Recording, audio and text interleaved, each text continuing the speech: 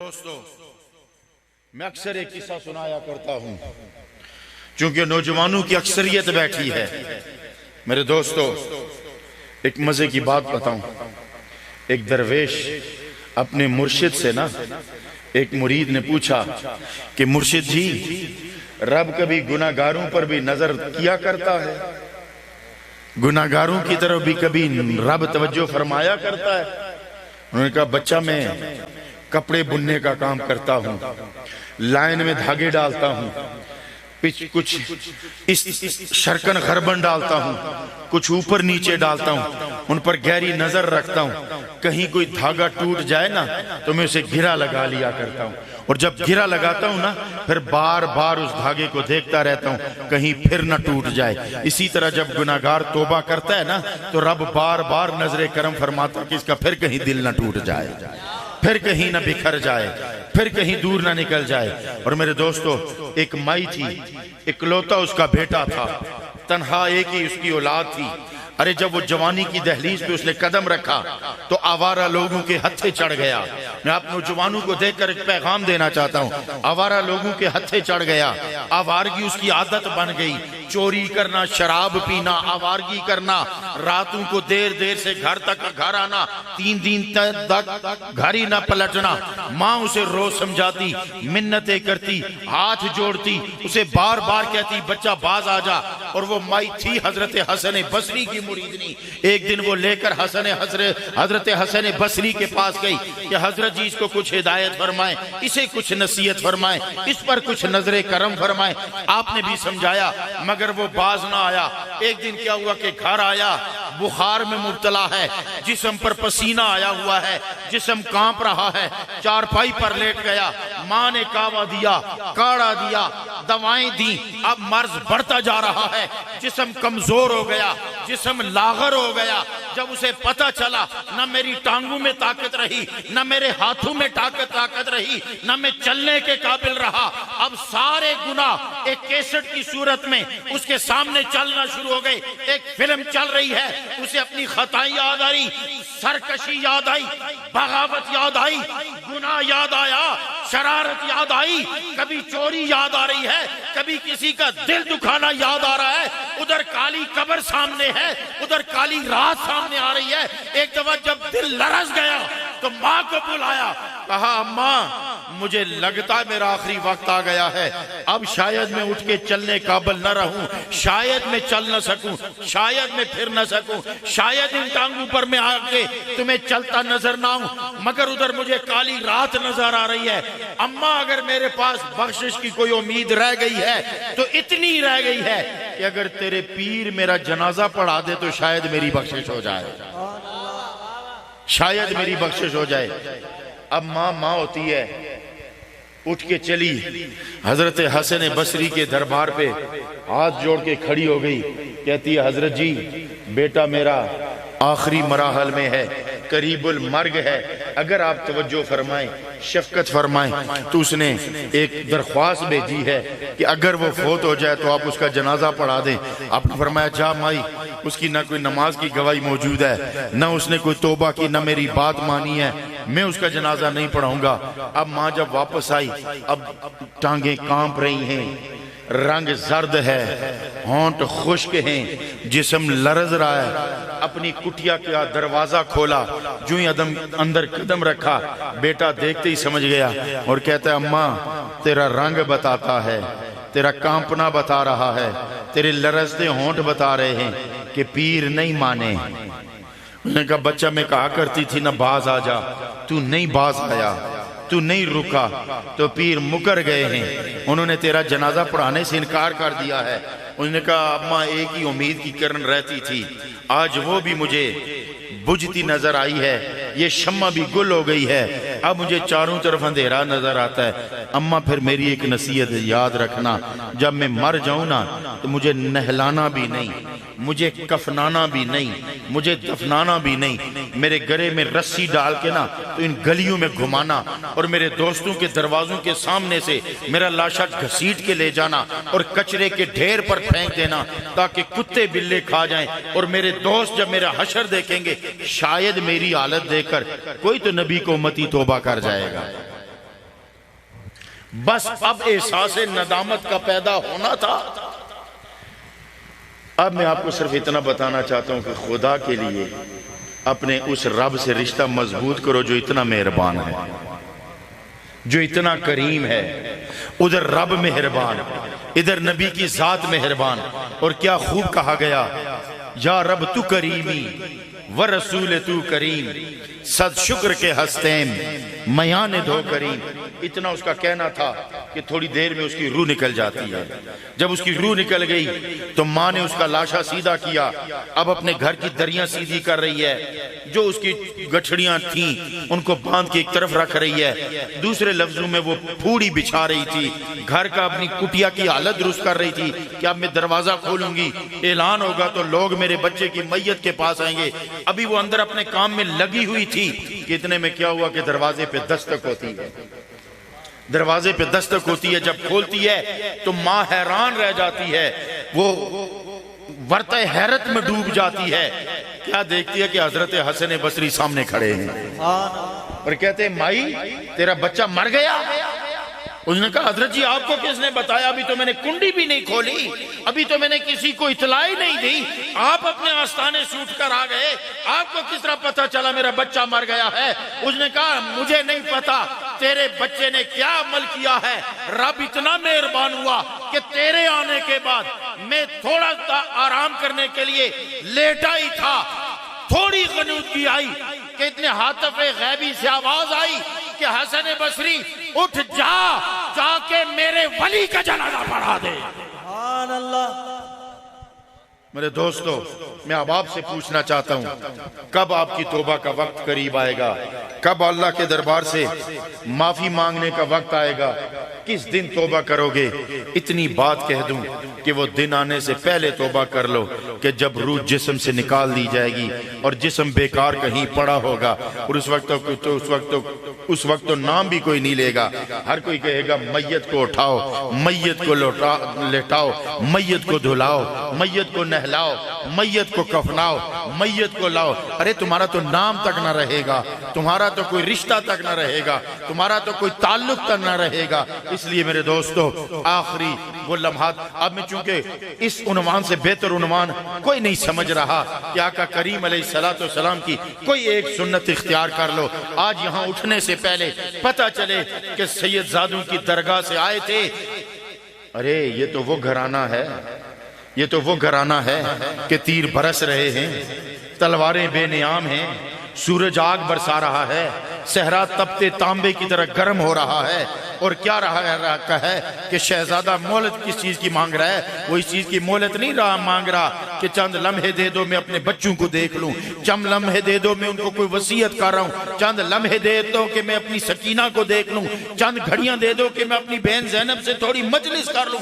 नहीं, अगर मोहलत मांगी तो इतनी मांगी कि उस जालिमो इतना तो वक्त दे दो कि मैं सजदा करके खुदा को मना लूं, सुभान अल्लाह, मैं दोस्ती का हक अदा कर लूं। ये तो उस खानवादे के पास बैठे हुए हो अहलियाने चिड़ी। आज के बाद पता चले कि जब हय्या अलल फलाह की सदा बुलंद हो और आपके कानों से ये आवाज टकराए, तो आप मैं आज आपको अकीदे की बात दे के जा रहा हूं।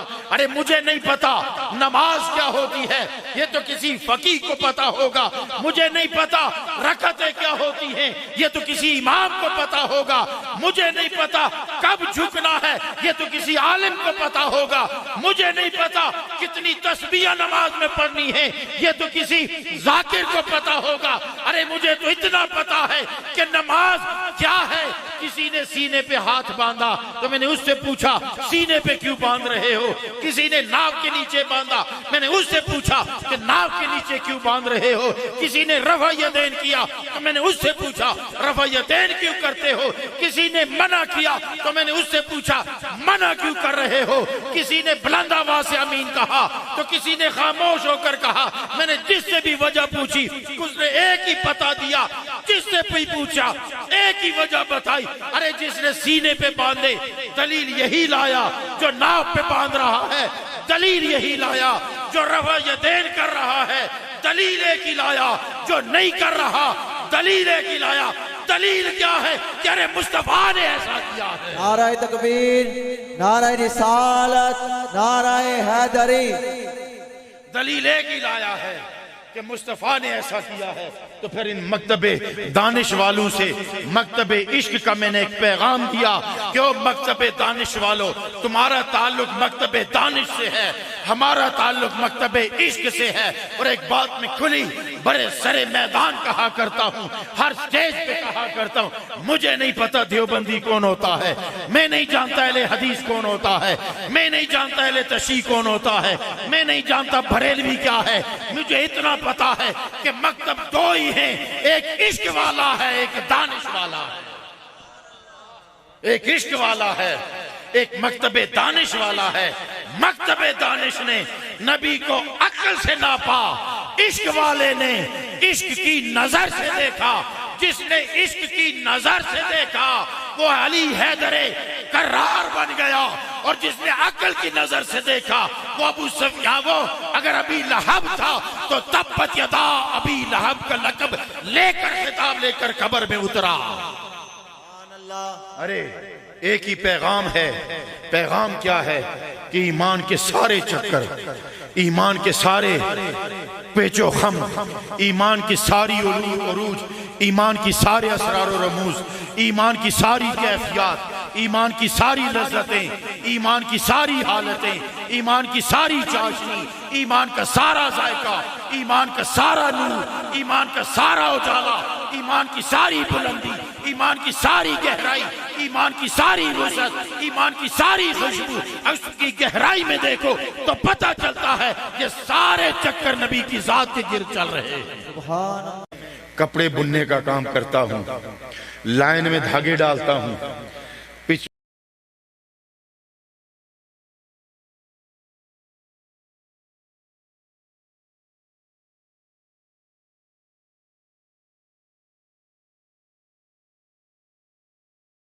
कुछ इस शरकन खरबन डालता हूँ, कुछ ऊपर नीचे डालता हूँ, उन पर गहरी नजर रखता हूँ। कहीं कोई धागा टूट जाए ना तो मैं उसे घिरा लगा लिया करता हूँ, और जब घिरा लगाता हूँ ना फिर बार बार उस धागे को देखता रहता हूँ कहीं फिर ना टूट जाए। इसी तरह जब गुनाहगार तौबा करता है ना तो रब बार बार नजरे करम फरमाता कि इसका फिर कहीं दिल ना टूट जाए, फिर कहीं ना बिखर जाए, फिर कहीं दूर ना निकल जाए। और मेरे दोस्तों, एक माई थी, इकलौता उसका बेटा था, तन्हा एक ही उसकी औलाद थी।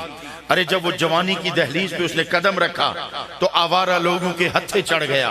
मैं आप नौजवानों को देखकर एक पैगाम देना चाहता हूँ, आवारा लोगों के हत्थे चढ़ गया। आवारगी उसकी आदत बन गई, चोरी करना, शराब पीना, आवारगी करना, रातों को देर देर से घर तक घर आना, 3 दिन तक घर ही न पलटना। माँ उसे रोज समझाती, मिन्नतें करती, हाथ जोड़ती, उसे बार बार कहती बच्चा बाज आ जा। और वो माई थी हजरत हसन बसरी की मुरीदनी। एक दिन वो लेकर हजरत हसन बसरी के पास गई कि हजरत जी इसको कुछ हिदायत फरमाए, इसे कुछ नसीहत फरमाए, इस पर कुछ नजरे करम फरमाए। आपने भी समझाया मगर वो बाज ना आया। एक दिन क्या हुआ कि घर आया, बुखार में मुब्तला है, जिस्म पर पसीना आया हुआ है, जिस्म कांप रहा है, चारपाई पर लेट गया। माँ ने कावा दिया, काढ़ा दिया, दवाएं दी, अब मर्ज बढ़ता जा रहा है, जिस्म कमजोर हो गया, जिस्म लागर हो गया। जब उसे पता चला न मेरी टांगों में ताकत रही, न मेरे हाथों में ताकत रही, न मैं चलने के काबिल रहा, अब सारे गुनाह एक कैसेट की सूरत में उसके सामने चलना शुरू हो गए। एक फिल्म चल रही है, उसे अपनी खताएं याद आई, सरकशी याद आई, बगावत याद आई, गुनाह याद आया, शरारत याद आई, कभी चोरी याद आ रही है, कभी किसी का दिल दुखाना याद आ रहा है। उधर काली कब्र सामने है, उधर काली रात सामने आ रही है। एक दफा जब दिल लरस गया तो माँ को बुलाया, कहा अम्मा मुझे लगता है मेरा आखिरी वक्त आ गया है, अब शायद मैं उठ के चलने काबिल न रहूं, शायद मैं चल न सकूं, शायद मैं फिर न सकूं, शायद इन टांगों पर मैं आके तुम्हें चलता नजर ना आऊं, मगर उधर मुझे काली रात नजर आ रही है। अम्मा अगर मेरे पास बख्शिश की कोई उम्मीद रह गई है तो इतनी रह गई है कि अगर तेरे पीर मेरा जनाजा पढ़ा दे तो शायद मेरी बख्शिश हो जाए, शायद मेरी बख्शिश हो जाए। अब माँ होती है, उठ के चली, हजरत हसन बसरी के दरबार पे हाथ जोड़ के खड़ी हो गई, कहती है हजरत जी बेटा मेरा आखिरी मराहल में है, करीबुल मर्ग है, अगर आप तवज्जो फरमाएं, शफकत फरमाएं, तो उसने एक दरख्वास्त भेजी है कि अगर वो फोत हो जाए तो आप उसका जनाजा पढ़ा दें। आपने फरमाया जा माई, उसकी ना कोई नमाज की गवाही मौजूद है, ना उसने कोई तौबा की, ना मेरी बात मानी है, मैं उसका जनाजा नहीं पढ़ाऊंगा। अब माँ जब वापस आई, अब टांगे कांप रही हैं, रंग जर्द है, होंठ खुश्क हैं, जिस्म लरज रहा है। अपनी कुटिया का दरवाजा खोला, जो ही अंदर कदम रखा, बेटा देखते ही समझ गया और कहता है अम्मा तेरा रंग बताता है, तेरा कांपना बता रहा है, तेरे लरजते होंठ बता रहे हैं कि पीर नहीं माने। उसने कहा बच्चा मैं कहा करती थी ना बाज आ जा, तू नहीं बाज आया, तू नहीं रुका तो पीर मुकर गए हैं, उन्होंने तेरा जनाजा पढ़ाने से इनकार कर दिया है। उसने कहा अम्मा एक ही उम्मीद की किरण रहती थी, आज वो भी मुझे बुझती नजर आई है, ये शम्मा भी गुल हो गई है, अब मुझे चारों तरफ अंधेरा नजर आता है। अम्मा फिर मेरी एक नसीहत याद रखना, जब मैं मर जाऊं ना तो मुझे नहलाना भी नहीं, मुझे कफनाना भी नहीं, मुझे दफनाना भी नहीं, मेरे गले में रस्सी डाल के ना तो इन गलियों में घुमाना और मेरे दोस्तों के दरवाजों के सामने से मेरा लाशा घसीट के ले जाना और कचरे के ढेर पर फेंक देना, ताकि कुत्ते बिल्ले खा जाएं और मेरे दोस्त जब मेरा हशर देखेंगे शायद मेरी हालत देखकर कोई तो नबी को उम्मती तौबा कर जाएगा। बस अब एहसास नदामत का पैदा होना था। अब मैं आपको सिर्फ इतना बताना चाहता हूं कि खुदा के लिए अपने उस रब से रिश्ता मजबूत करो जो इतना मेहरबान है, जो इतना करीम है। उधर रब मेहरबान, इधर नबी की जात मेहरबान। और क्या खूब कहा गया, या रब तू करीमी व रसूल तू करीम, सद शुक्र के हस्तेम मयान दो करीम। इतना उसका कहना था कि थोड़ी देर में उसकी रूह निकल जाती है। जब उसकी रूह निकल गई तो माँ ने उसका लाशा सीधा किया, अब अपने घर की दरियां सीधी कर रही है, जो उसकी गठड़ियां थीं उनको बांध के एक तरफ रख रही है, दूसरे लफ्जों में वो फूड़ी बिछा रही थी, घर का अपनी कुटिया की हालत दुरुस्त कर रही थी कि अब मैं दरवाजा खोलूंगी, ऐलान होगा तो लोग मेरे बच्चे की मैयत के पास आएंगे। अभी वो अंदर अपने काम में लगी हुई थी कि इतने में क्या हुआ कि दरवाजे पे दस्तक होती है। दरवाजे पे दस्तक होती है, जब खोलती है तो माँ हैरान रह जाती है, वो वर्ता हैरत में डूब जाती है। क्या देखती है कि हजरत हसन बसरी सामने खड़े हैं और कहते हैं माई तेरा बच्चा मर गया। उसने कहा हजरत जी आपको किसने बताया, अभी तो मैंने कुंडी भी नहीं खोली, अभी तो मैंने किसी को इतला ही नहीं दी, आप अपने आस्थाने से उठ कर आ गए, आपको किस तरह पता चला मेरा बच्चा मर गया है। उसने कहा मुझे नहीं पता तेरे बच्चे ने क्या अमल किया है, रब इतना मेहरबान हुआ कि तेरे आने के बाद मैं थोड़ा सा आराम करने के लिए लेटा ही था, थोड़ी गनूदगी आई कि इतने हाथफे गैबी से आवाज आई कि हसन बसरी उठ जा, जाके मेरे वली का जनाजा पढ़ा दे। सुभान अल्लाह। मेरे दोस्तों मैं अब आपसे पूछना चाहता हूं कब आपकी तौबा का वक्त करीब आएगा, कब अल्लाह के दरबार से माफी मांगने का वक्त आएगा, किस दिन तौबा करोगे। इतनी बात कह दूं कि वो दिन आने से पहले तौबा कर लो कि जब रूह जिस्म से निकाल दी जाएगी और जिस्म बेकार कहीं पड़ा होगा और उस वक्त तो नाम भी कोई नहीं लेगा।